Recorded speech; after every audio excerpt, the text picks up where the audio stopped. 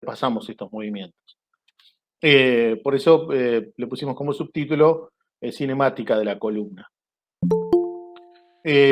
Bueno, alguna introducción, como conocer la anatomía y la artrocinemática, reconocer algunas alteraciones estructurales e interpretar los procesos fisiológicos de la columna. Bueno, un poquito de anatomía, una vértebra clásica, para hacer un repasito, ahí la vértebra número 6 obviamente es el cuerpo, el canal medular o el agujero por donde va a pasar la médula espinal, el 1 es la apófisis espinosa, la apófisis transversa, los pedículos y las láminas, una vértebra clásica que todos hemos visto alguna vez.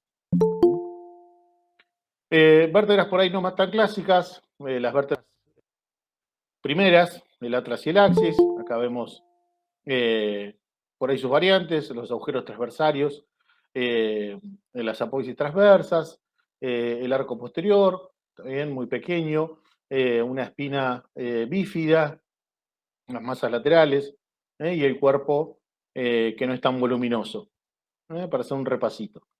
La trasilaxis, de vuelta, como decíamos, otra vista, abajo el axis, obviamente la apófisis odontoide es lo que siempre llama la atención y siempre se estudia con técnicas clásicas, con resonancia se ve muy bien, pero bueno, cosas que todos hemos visto alguna vez en anatomía, pero para hacer una breve refrescada, ¿está bien? De por ahí aquel que no ve hace mucho una columna o vértebras en particular, pero es simplemente recordar porque todos en algún momento las hemos visto.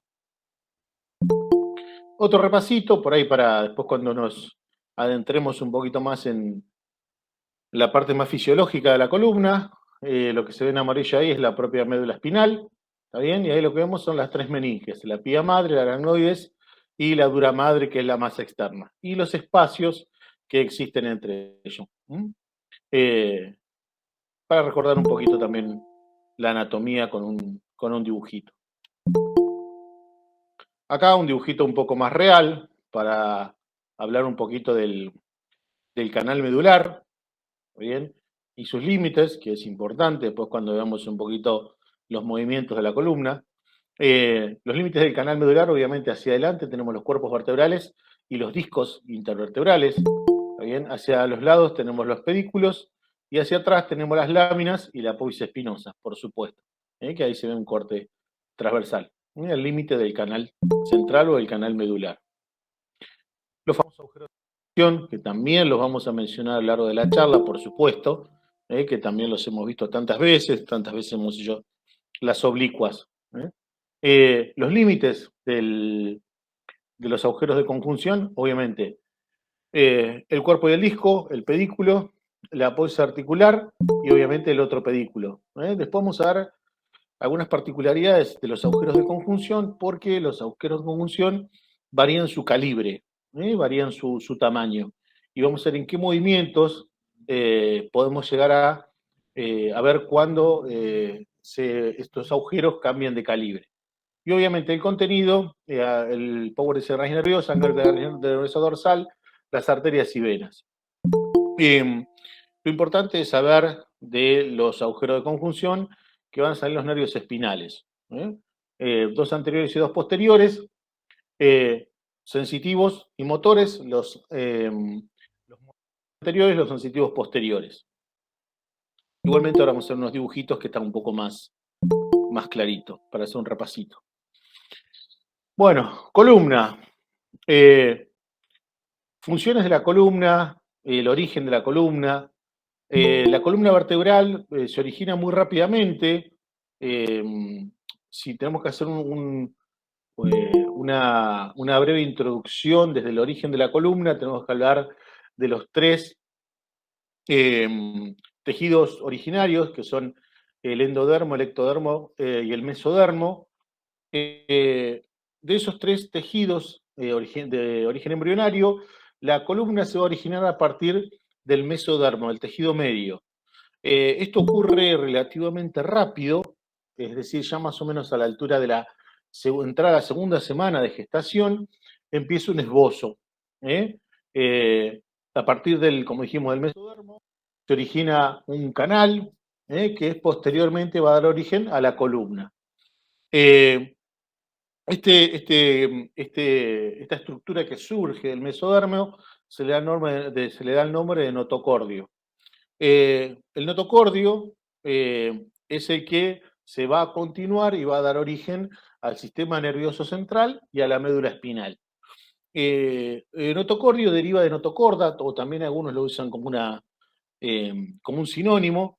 Notocorda quiere decir espina de los vertebrados, haciendo referencia, obviamente, a la columna vertebral.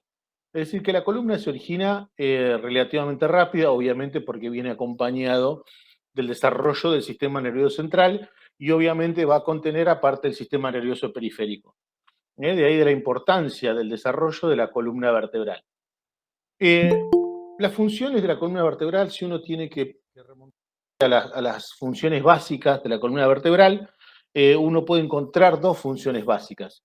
Una, que es la función estructural, es decir, va a ser el eje o va a ser la columna principal de todo lo que es el tórax y el abdomen, y la pelvis, obviamente, y forma una estructura de contención y de protección de la médula espinal. ¿Está bien? Médula espinal, también cono medular, y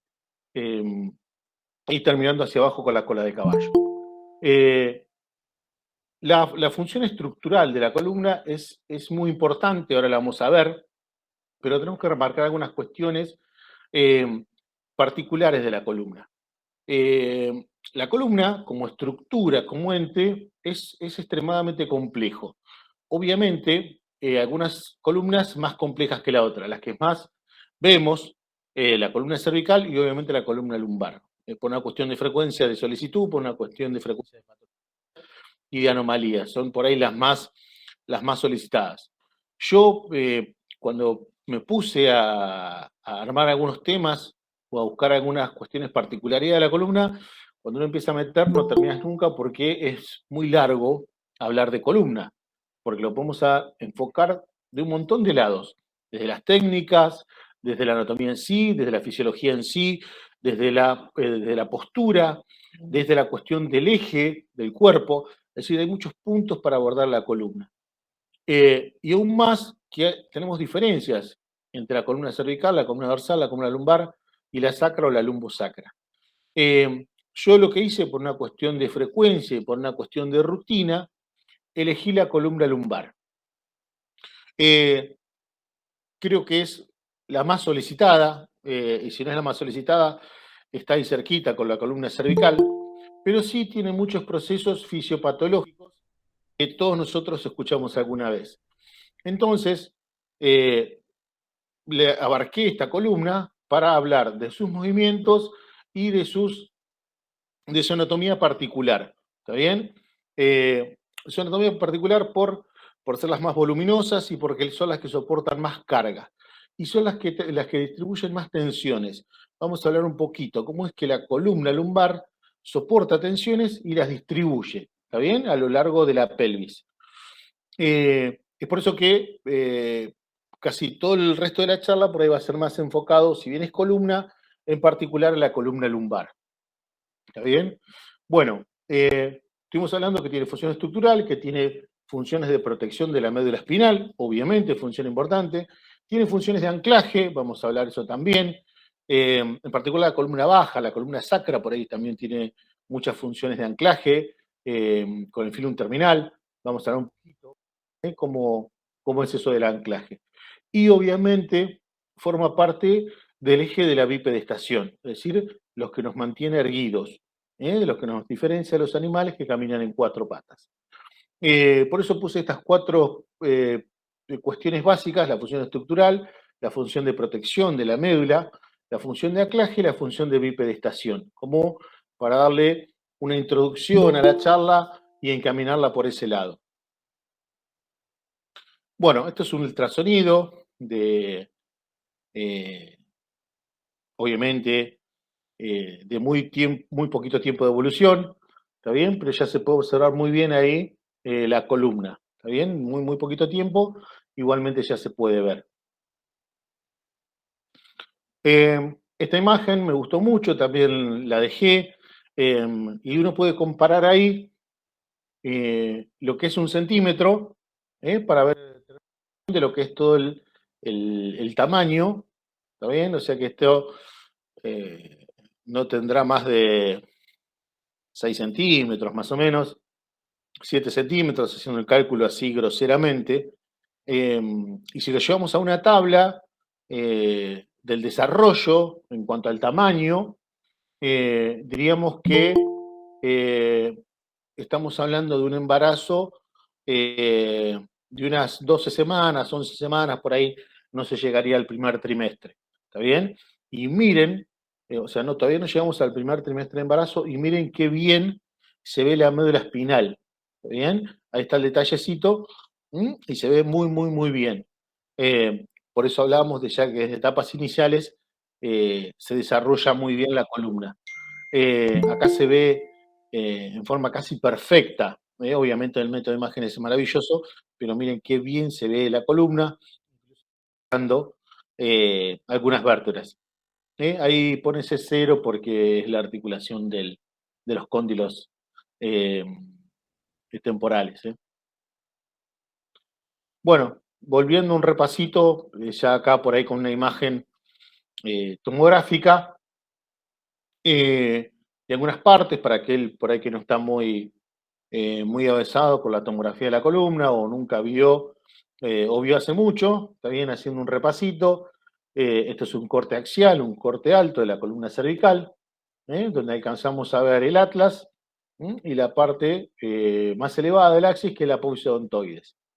Es una muy linda imagen, ¿bien? Donde se ve el arco posterior, obviamente, las masas laterales, el tubérculo anterior y el apófisis odontoides, obviamente, que se ve muy bien ahí.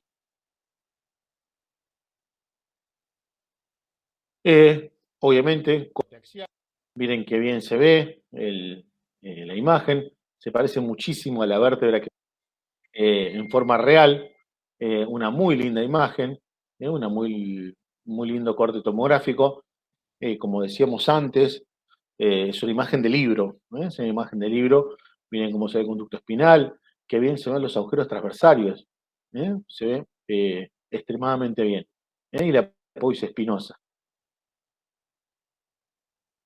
Bueno,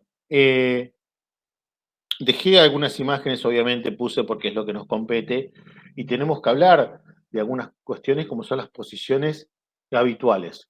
Obviamente, la columna cervical de frente es muy solicitada. Esto es una imagen muy linda que la dejé porque tiene una muy linda traducción anatómica y tiene toda la información sobre la imagen, por eso la dejé. E incluso nos marca la primera, tercer y cuarto arco costal. Vemos todo el recorrido de la tráquea, miren qué bien se ve, es esa línea amarilla que pasa por el medio, y como vemos los cuerpos vertebrales, C3, C4, C5, C6, C7 y las torácicas, y las primeras torácicas. Realmente una muy linda imagen de la columna cervical de frente, se ve muy linda. Y más allá del detalle de los vertebrales, también están las flechitas azules que nos permiten marcar parte del pedículo, parte de la articulación. Es una muy linda imagen, por eso la puse. El perfil, la columna cervical de perfil también, de lo más solicitado. Una muy linda imagen también. Miren ahí que bien se ven amarillo, las apófisis espinosas, muy claras. Se ven todas las vértebras cervicales, C2, C3, C4, C5, C6, C7, y ahí arriba el atlas. Está remarcado la apófisis odontoides. Se ve muy linda la imagen. Y nos permite ver hasta la última, la vértebra prominente, miren que bien se ve el tamaño que tiene. Realmente estas imágenes me gustaron mucho, por eso la dejé, por la calidad de la imagen. Realmente es una imagen muy bonita, y vuelvo a repetir, como decíamos antes, de libro. Es una imagen casi perfecta. Y obviamente no podía faltar las oblicuas. No podían faltar las oblicuas. También miren qué linda imagen. Por ahí de las tres imágenes creo que es la menos nítida, pero muy bonita la imagen también. Una muy buena posición y una muy buena reproducción de la anatomía. Realmente una técnica exacta. Bueno, para hacer un repasito de nuestro trabajo también, hablar un poquito de las posiciones de la columna. Y hacer un repaso de la anatomía, por lo menos remarcar lo más importante. Bueno, la columna torácica, lo mismo, frente. No quiero aburrirlos con esto, cosas que por ahí han visto un millón de veces o habitualmente hacen un montón de estas posiciones. Las dejé a tono informativo, obviamente también lateral, de la columna torácica o columna dorsal. La columna lumbar, sí, ahora está la que nos va a llevar un tiempito porque vamos a hablar mucho de la columna lumbar. Porque es la que elegimos por todo lo que hablamos antes, la lumbar lateral.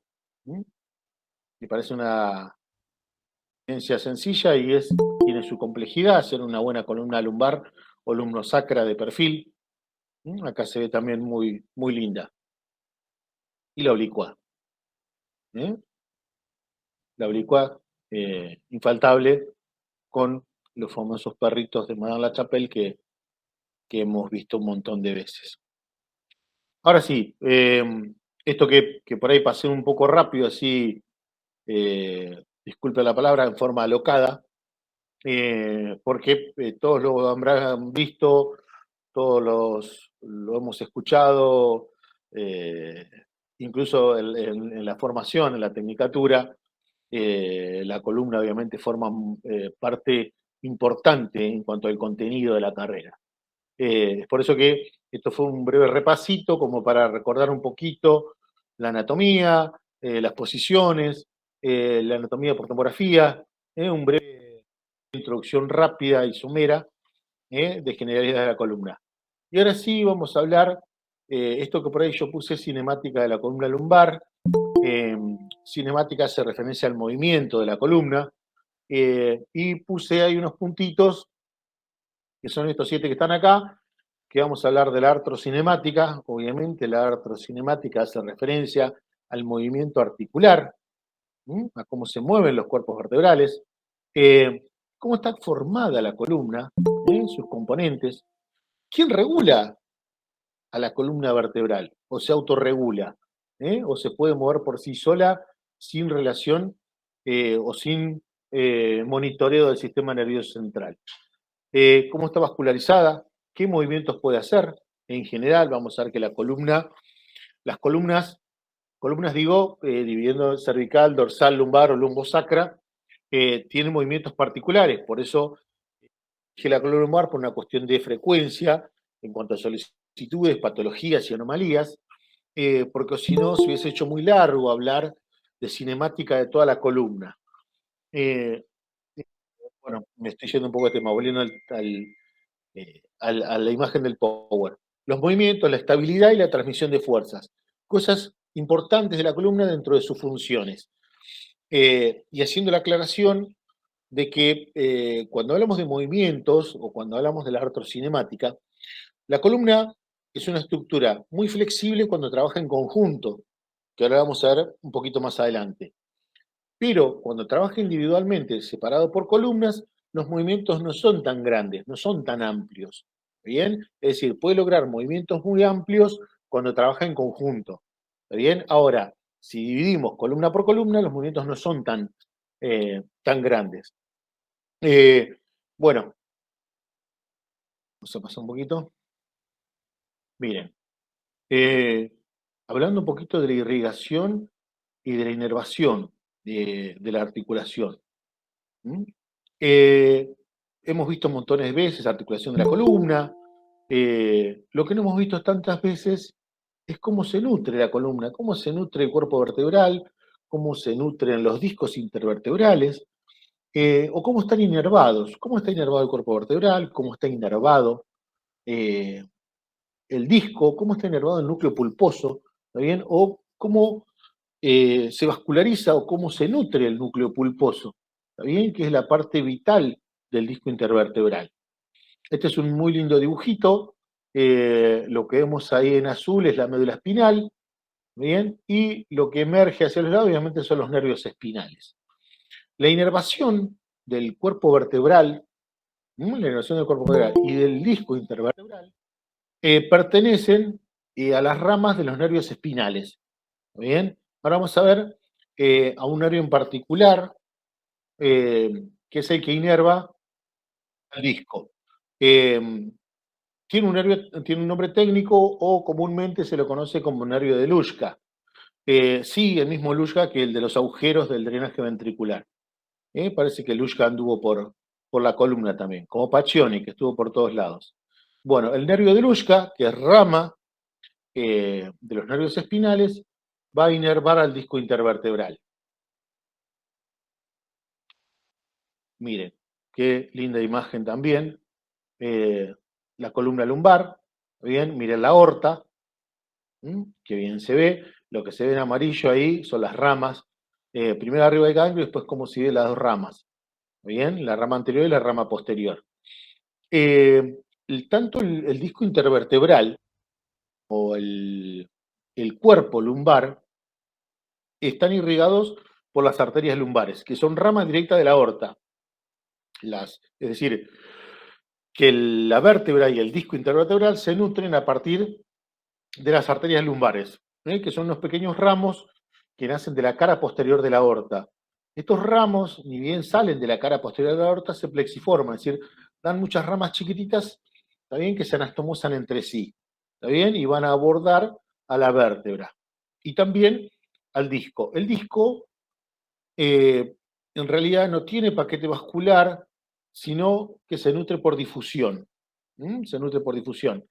No está directamente irrigado por un agujero. Es decir, particularidades que tienen los cuerpos vertebrales, en los lumbares, que por ejemplo tienen orificio nutricio. El disco no, el disco adquiere su nutrición a través de la difusión. Esto sí, bueno, si miran el Power, ahí dice nervio sinovertebral. Ese es el nervio de Luschka que hablamos hace un ratito. ¿Bien? Bueno, en este corte vemos cómo emerge la raíz nerviosa, cómo emerge el ganglio, ¿está bien? Y vemos una raíz que sale y abraza al disco, de ambos lados. ¿Está bien? Emerge, obviamente a los lados, por los agujeros de conjunción, se separa un filete nervioso del ganglio, ¿está bien? Y abraza al disco en toda su superficie. ¿Qué es importante saber de esta inervación del disco intervertebral? Que esta inervación solamente es periférica. El disco intervertebral solamente tiene una inervación en la parte externa. ¿Se acuerdan? Vamos a hacer un somero repaso del disco intervertebral, que tiene un núcleo pulposo o un núcleo geloso, de acuerdo a donde uno lo lea, ¿está bien? Que es de un contenido altamente acuoso, que es como si fuera una gelatina un poco más blandita, eh, que está rodeado de unas fibras más resistentes, y que esas fibras se hacen más resistentes a la vez que se hacen más periféricas. Bueno, los nervios, el paquete nervioso que aborda al disco intervertebral, lo hace solamente en las últimas capas. Lo hace solamente en las últimas capas. Es decir, que en la parte más central, ¿está bien?, del disco no hay inervación. ¿Está bien? Por ejemplo, donde sale la flechita ese que dice anillo feroso, a esa altura no hay ninguna inervación. La inervación solamente es superficial del disco. ¿Está bien? Eso por ahí es importante marcarlo, que no está inervado en toda la superficie del disco. Que son todos ramitos de este nervio que se llama sinovertebral, o también más conocido como nervio de Luschka. Volviendo a un temita importante en cuanto a la frecuencia. ¿Quién no ha escuchado, quién no ha hecho un estudio de una hernia discal, de una lesión del disco, en particular de una lesión por degeneración del disco, vamos a ver después si es extrusión, si es pertusión, si lo que fuere. Pero estamos hablando de lesión propia del disco. Generalmente son por una alteración del núcleo pulposo, donde este núcleo va a migrar o tiende a migrar o a moverse del lugar. Vamos a ver un poquito por qué se altera este núcleo pulposo, por qué se modifica, por qué se mueve, ¿está bien? O por qué puede salir de su lugar, ¿está bien? Que es lo que muchas veces pasa, ¿bien? Las alteraciones del núcleo pulposo son muy frecuentes, lamentablemente son muy frecuentes. Hay un montón de bibliografía que habla de las posibles alteraciones del núcleo pulposo. La que siempre hemos escuchado, y una de las primeras, es la de las presiones, obviamente de la fuerza axial, es decir, de la fuerza de compresión que sufren los discos. ¿Bien? Y es lo que lo haría alterarse. Los discos, mejor dicho, el núcleo pulposo tiende a expandirse cuando recibe una sobrecarga. Es por eso que todas las lesiones, por ejemplo, las hernias discales o la que uno quiera nombrar, siempre son centrífugas, es decir, son del centro hacia afuera. Las lesiones discales son centrífugas. Ahora vamos a ver, obviamente, tenemos que hablar un poquito, cuando uno habla de estas lesiones centrífugas, es decir, cuando el disco se expande hacia un lugar hacia afuera, porque es el único lugar que le queda, hay puntos débiles que los vamos a mencionar, que ya nos hemos visto por ahí montones de veces en las imágenes. Es por eso que vamos a hablar de la ubicación, de la anfiartrosis, cómo se pierde esa anfiartrosis, ¿está bien? De las fuerzas axiales y del cizallamiento.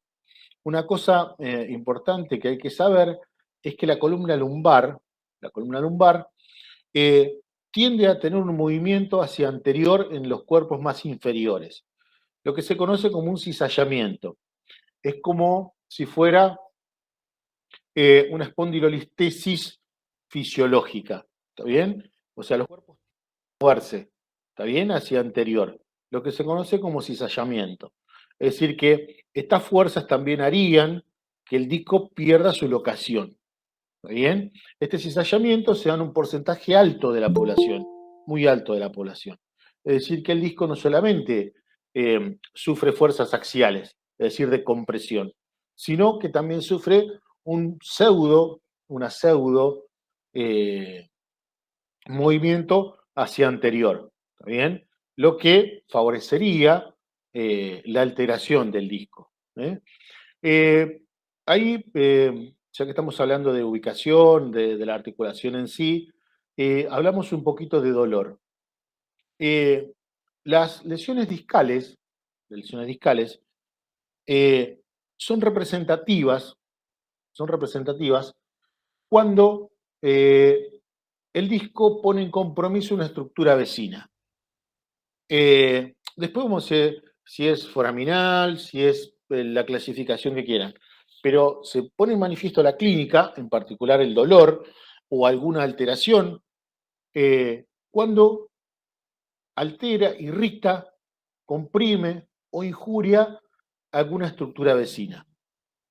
¿Qué vamos con esto? Que cuando el paciente refiere la clínica, ya sea dolor, alguna paresia o lo que fuere, el disco ya sufrió una alteración, el disco ya está degenerado, o ya tiene una hernia, o después dentro de las hernias ya tiene una extrusión, o lo que fuera, pero ya la tiene de hace tiempo. Es decir, el disco no se degenera de un día para el otro. ¿Bien? O sea, esta alteración del núcleo pulposo con esas fuerzas centrífugas que hablamos, ellos llevan un tiempo de evolución. Dependiendo del autor, de meses a años hasta que se degenera un disco. Es decir, que no pasa en forma aguda de un momento a otro. ¿Y por qué el paciente no consulta? Porque en general los primeros estadios de alteración discal son asintomáticos. Son asintomáticos por esto que estuvimos hablando acá. El paciente él puede tener alterado el núcleo pulposo, que empieza a romper las fibras, ¿está bien? Periféricas, que siempre las va a romper de adentro hacia afuera, porque la presión es centrífuga. Es decir, esto es como un sándwich de mayonesa. Bien, yo pongo mayonesa entre dos panes y cuando aprieto se va a salir por los bordes. Es el efecto que le pasa al disco. Muy vulgar el ejemplo, pero para que se entienda. Es decir, que el núcleo pulposo, el núcleo geloso empieza a hacer fuerza hacia afuera. Esa fuerza empieza a romper las fibras o a modificar las fibras, porque también las puede distender, de adentro hacia afuera. ¿Esto qué quiere decir? Que el paciente va a tener una presentación clínica solo cuando se llega a la periferia del disco, porque es la única parte que tiene inervación.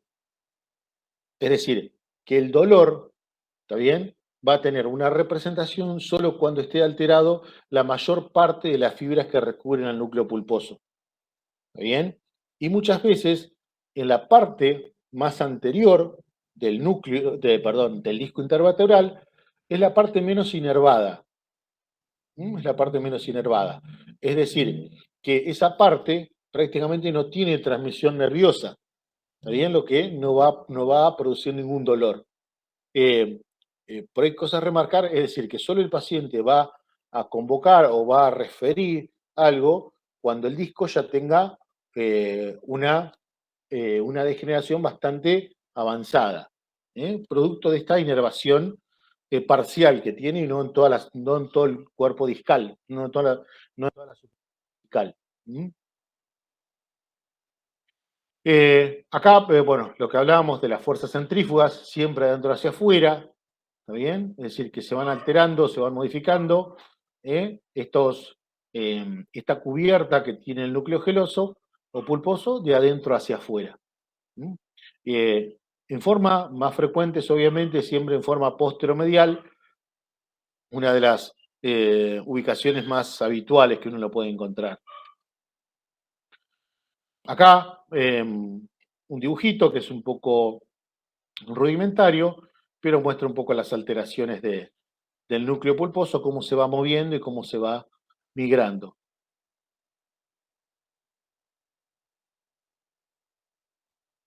Bueno, acá de vuelta lo dejé, una imagen con protrusión discal, prolapso discal o extrusión discal, simplemente por ahí diferentes estadios, pero que van a tener una representación clínica, que ahora podemos hablar un poquito también de estas características. Bueno, cinemática articular, ahora sí vamos a hablar de los 4 movimientos básicos que hace la columna. Ahora vamos a hacer, como siempre, desde el principio remarqué, vamos a hablar de la cinemática articular de la columna lumbar. También la columna lumbar. Si bien las columnas respetan más o menos los 4 movimientos básicos, tienen diferencias entre sí. Por eso lo que decía hoy, que los movimientos que vamos a hablar son particulares a esta columna. ¿Está bien? Que se pueden hacer o exigir más, pero cuando trabaja en conjunto. Bueno, ¿cuál es el movimiento o los movimientos básicos de la columna lumbar? Flexión, extensión, rotación y lateralidad. Esos son los movimientos básicos que puede hacer la columna. ¿Bien? La flexión. La flexión de la columna lumbar tiene unos límites. La columna lumbar, perdón, se puede angular entre unos 40 y 60 grados. ¿Está bien? Ese es el punto máximo. Los 60 grados es el punto máximo de flexión de la columna lumbar. De la columna lumbar, no de la columna total, no de toda la columna como eje principal. ¿Está bien? Es decir, que la columna lumbar tiene un grado de flexión de unos 40 a 60 grados. 40 a 60 grados. Ese es el límite de flexión que tiene. Más de eso no se puede flexionar. ¿Está bien? Si yo paso ese límite, pongo en compromiso los discos intervertebrales. ¿Está bien?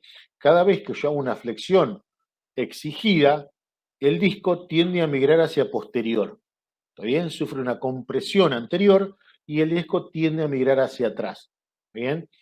Cuando yo flexiono la columna lumbar, las facetas articulares se elevan y el disco sufre una sobrecarga anterior, lo que tiende a migrar hacia posterior, obviamente.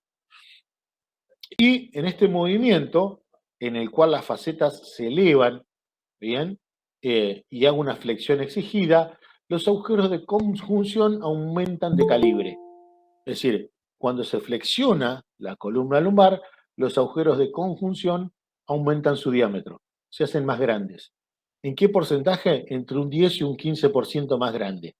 ¿Está bien? No es mucho, pero bueno, es un punto a remarcar. ¿Está bien? Cuando se flexiona la columna lumbar, es decir, cuando la columna va hacia adelante, para ser más claro, los agujeros de conjunción se tornan más grandes. ¿Mm? Eh, y que el límite de esta flexión es de unos 60 grados. ¿Está bien? Es el límite máximo que se puede flexionar la columna lumbar. La extensión, bueno, al revés, las facetas articulares descienden y el disco intervertebral tiende a migrar hacia adelante. Eh, ¿Qué podemos remarcar? Que el movimiento discal es mucho menor hacia adelante que hacia posterior. ¿Está bien? O sea, cuando yo hago una máxima extensión, el disco se mueve muy, pero muy poquito hacia anterior. Ahora, cuando hago en el ejemplo anterior, que vemos la flexión, ahí se mueve mucho más. Es decir, que el disco tiende, por cuestiones anatómicas, a moverse más fácil hacia posterior, ¿está bien?, que hacia anterior. Acá estamos exigiendo el disco y el disco debería ir hacia anterior, pero el movimiento es muy, pero muy pequeño. Y en esta extensión o hiperextensión, el agujero de conjunción disminuye su calibre. El agujero de conjunción disminuye su calibre. Hay algunas pruebas que hacen el traumatólogo, el neurólogo a veces, que se mantiene al paciente en extensión durante unos minutos, más de 5 minutos, y si el paciente tuviera alguna alteración de la emergencia de los nervios espinales, ya tendría representación. ¿Está bien? O aparecería el dolor o alguna paresia. ¿Está bien? Una pruebita que se hace en máxima extensión. ¿Está bien? Porque el agujero de conjunción tiende a perder su calibre, a disminuir su calibre, cuando está en máxima extensión. Todo lo contrario en la flexión. La rotación. eh, Acá uno también le llama un poco la atención. La rotación máxima de la columna lumbar es de 1 grado hacia cada lado. ¿Eh? 1 grado hacia cada lado. Ustedes dirán, es muy poquito. Sí, es muy poquito. El grado de rotación que tiene un disco es muy poco. ¿Está bien? Y tiene que ser así, porque si la rotación de la columna fuera mucho más grande, el cuerpo vertebral quedaría muy laxo sobre el disco.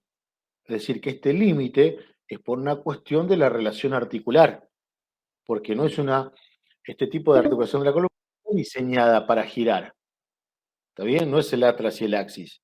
Entonces el grado de rotación es mínimo, es de 1 grado. Y usted va a decir, ¿y cómo puede ser que si yo me muevo ahora y me voy hacia uno de los laterales, es mucho más de 1 grado? Sí, es mucho más de 1 grado, porque estamos hablando que el límite de rotación, ¿está bien?, es por cuerpo vertebral, ¿está bien?, es por unidad articular, ¿está bien? Es decir, que toda la columna lumbar se puede mover más de 5 grados. Es más, lo puede hacer hasta 8 grados, derecha, izquierda, ¿está bien? Pero hablando de una sola unidad articular, la rotación es muy pequeña. ¿Está bien? Por eso, si leen ahí, dice el disco estable, porque se tiene que mantener la estabilidad del disco. Yo no puedo superar esos límites. ¿Está bien? Igual los límites me la dan las carillas articulares, obviamente, porque si no pierdo la articulación. Pero no puedo girar o no tengo una rotación de más de 1 grado en la columna lumbar. Eh, Estamos hablando solo de la columna lumbar también cuando hablamos de los 8 grados de derecha a izquierda. ¿Bien? Obviamente, si yo hablo de toda la columna, ¿está bien? Obviamente que los grados de rotación son mucho más. ¿Está bien? Por eso aclaré que solo agarramos la columna lumbar, porque cada columna tiene sus particularidades. La columna lumbar es la que menos grados de rotación tiene. ¿Mm?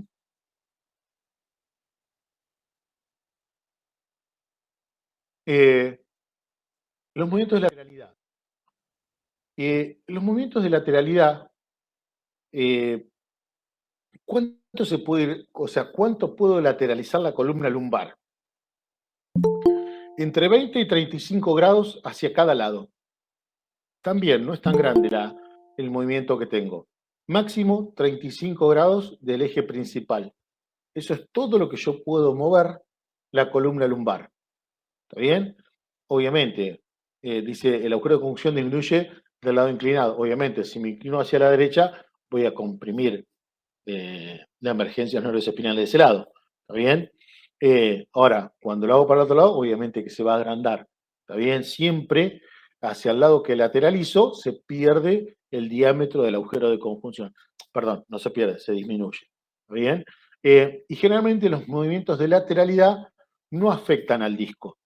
¿Está bien? No afectan al disco como hablamos hoy en la extensión o la flexión. ¿Está bien? Que se acuerdan que la flexión dijimos que tenía un máximo de 60 grados y en la extensión tiene un máximo de 30 grados, que por ahí creo que no lo nombré. Son los puntos máximos en el cual se puede exigir a la columna lumbar. En los movimientos de lateralidad tenemos unos 35 grados máximo que se puede producir esa lateralidad. ¿Está bien? Y generalmente, a diferencia de los otros movimientos, en los movimientos de lateralidad el disco no se ve afectado, no tiene un estrés muy marcado. Bueno, llegamos a un punto importante de la columna. Un punto importante de la columna, que también por ahí los hemos visto montones de veces, ligamentos de la columna.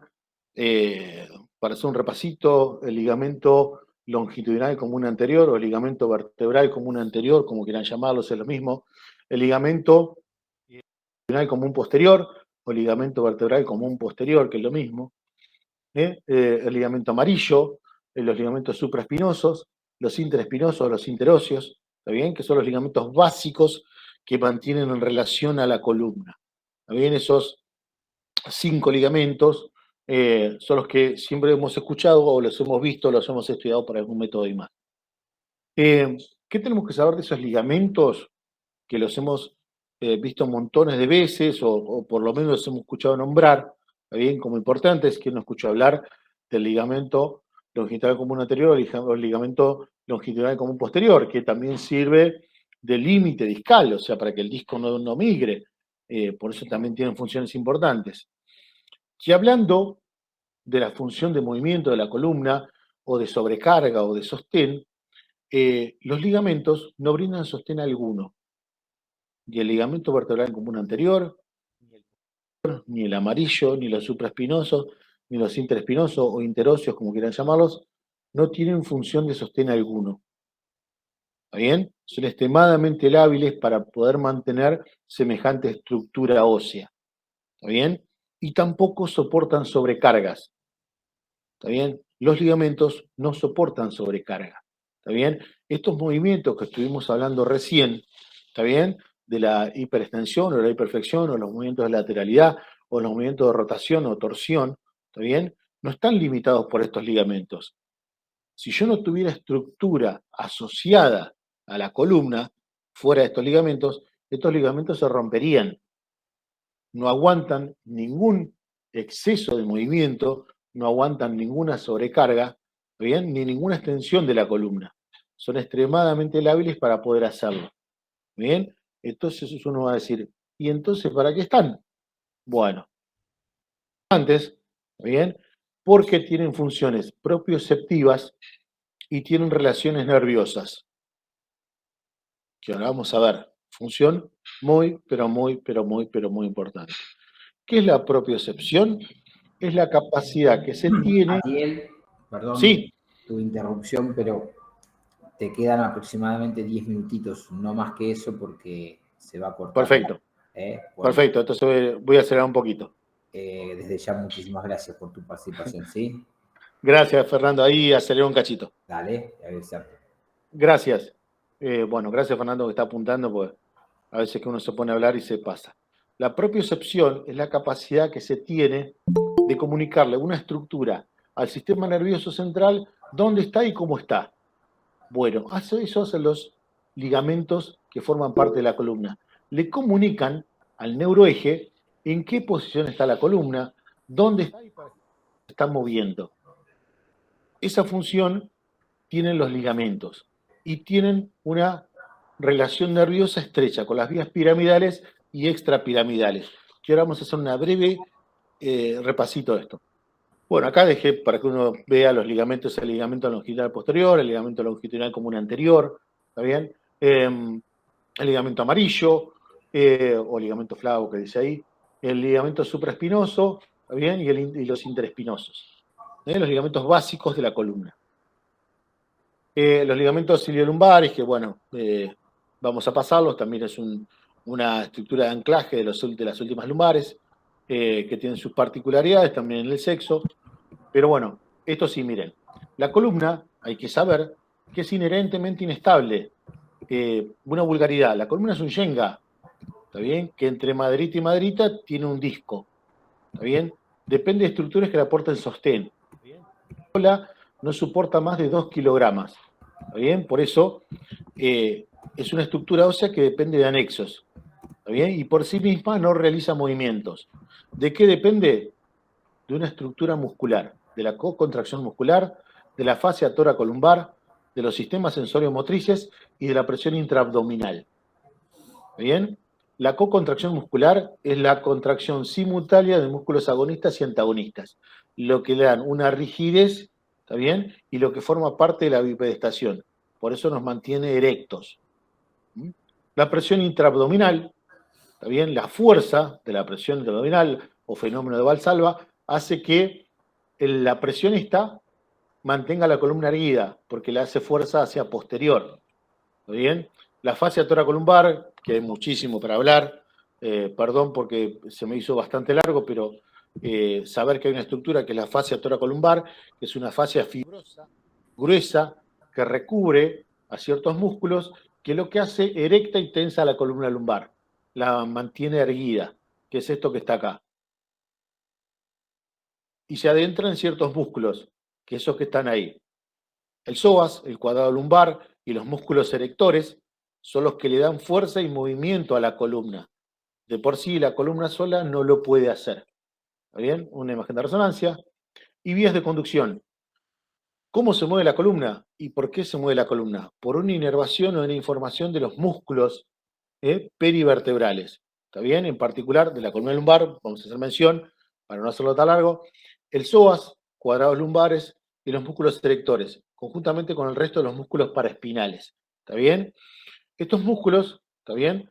Reciben información, ¿está bien? Del sistema nervioso central, de una información ascendente previa que le enviaron los ligamentos, para saber dónde está la columna y cómo está. Entonces, mientras por un proceso de vías de conducción, hay vías piramidales y extrapiramidales. Las piramidales obviamente son descendentes porque van a llevar información, son corticales, pero vienen de la corteza cerebral. Se llaman vías piramidales porque pasan a la altura de las pirámides vulvares, una parte del bulbo que tiene forma de pirámide, entonces como pasa por ahí se llaman vías piramidales, y que llevan información motora, en forma voluntaria. Mientras que las vías extrapiramidales tienen su origen por fuera de la corteza cerebral, tienen fibras diferentes por todo el neuroeje, que van a dar una fibra principal que va a bajar, que va a dar diferentes tipos de vías de conducción, no importa, pero que son todas extrapiramidales y que tiene que ver más con la cuestión involuntaria, con el tono muscular, con la postura, con la posición, con la vigilia y con los reflejos. ¿Está bien? Otro tema importante, la columna movimientos independientes a través de las metámeras, no quiero aburrirlos y ya se hace muy largo, donde puede tener respuestas involuntarias, ¿está bien? A través de estos elementos de arco reflejo o acto reflejo, como uno quiera llamarlo. Bueno, ¿esto cómo lo hace? A través de receptores. Lo que tiene la columna son mecanorreceptores que le indican a los ligamentos en dónde está la columna en cada momento. Es decir, que sensa la posición y ubicación de la columna para que los músculos la puedan ubicar y mover. ¿Está bien? Estas respuestas muchas veces son autónomas. ¿Está bien? Sí que se llega a pasar por el neuroeje. Esto se hace a través de las metámeras. ¿Está bien? Que es una porción de la, transversal de la columna de la médula espinal, que va a tener una superficie de inervación determinada. Les agradezco por la atención, espero no haberlos aburrido y perdón de vuelta por el último minuto donde aceleramos un poquito.